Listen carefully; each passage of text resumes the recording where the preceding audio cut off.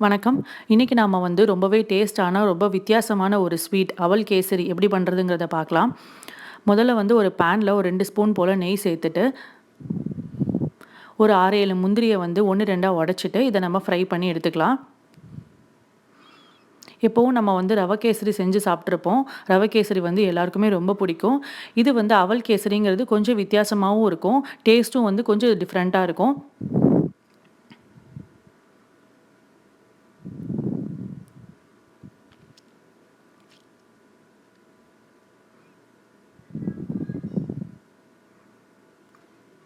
முந்திரி நல்லா வறுபட்டாச்சு. இத நம்ம தனியா எடுத்து வச்சிடலாம்.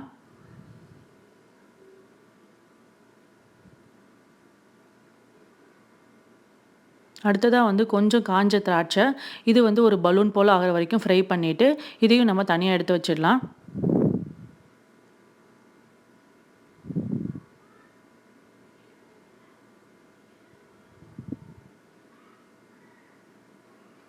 இன்னைக்கு நான் 1 கப் அவல் எடுத்திருக்கேன். 1 கப்புங்கிறது 200 கிராம் இருக்கும். இத அந்த நெய் அந்த அவல் மேல எல்லா இடத்துலயும் படுற மாதிரி நம்ம ஃப்ரை பண்ணி எடுத்துக்கலாம். இந்த மாதிரி நெய் அவல்ல ஃபுல்லா படணும். இத ஃப்ரை பண்ணிட்டு நம்ம இத மிக்ஸியில போட்டு கொஞ்சம் ரவ மாதிரி அரைச்சுக்க போறோம்.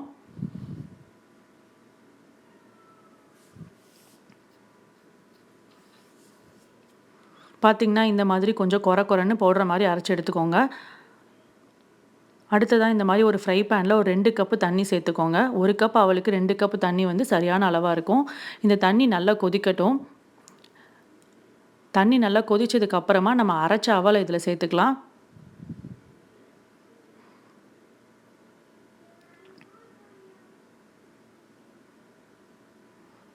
நல்லா கட்டி விழாதபடி நல்லா கிளறி விட்டுருங்க.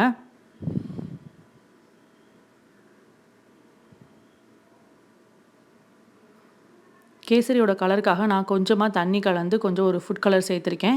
இது வேணும்னா நீங்க சேர்த்துக்கலாம். இல்லன்னா இத அப்படியே ஸ்கிப் பண்ணிடலாம்.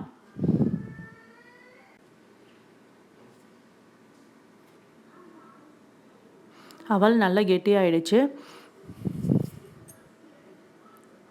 இப்ப அடுத்ததா நம்ம ஒரு 3/4 கப் போல நாட்டு சர்க்கரை சேர்த்துக்கலாம். அவல் எந்த அளவுக்கு நல்லதோ, அதே அளவுக்கு அதோட சத்துத்தன்மை குறையாத அளவுக்கு நம்ம ஒயிட் ரீஃபைண்ட் சுகர் பயன்படுத்தாம நாட்டு சர்க்கரை பயன்படுத்திக்கலாம். இந்த நாட்டு சர்க்கரை நல்லா கரையட்டும்.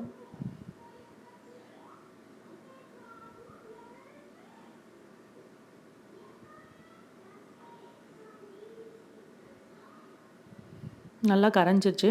இப்போ நம்ம ஒரு 2 ஸ்பூன் போல நெய் சேர்த்துக்கலாம்.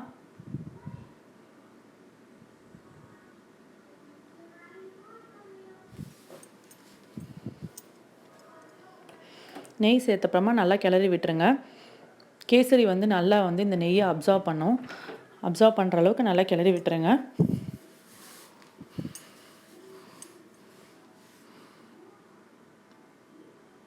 அடுத்ததான் நான் இன்னும் கொஞ்சம் ஒரு 2 ஸ்பூன் நெய் சேர்த்துருக்கேன். நீங்கள் நெய் நிறைய சேர்க்க வேணாம் அப்படின்னு நினச்சிங்கன்னா 2 ஸ்பூன் எண்ணெய் 2 ஸ்பூன் நெய் அப்படி சேர்த்துக்கலாம் நீங்கள்.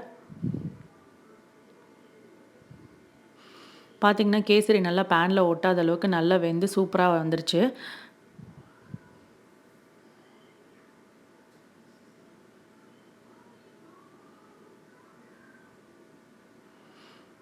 நீங்கள் வெள்ளை அவலுக்கு பதிலாக இன்னும் சிவப்பு அவல் பயன்படுத்துனீங்கன்னா இன்னும் கூட சத்துள்ளதாக இருக்கும்.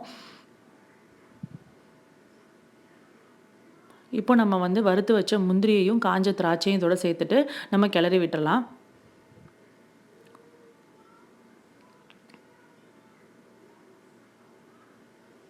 அடுத்ததாக ஒரு 1/2 டீஸ்பூன் போல் ஏலக்காய் பொடி சேர்த்துக்கோங்க.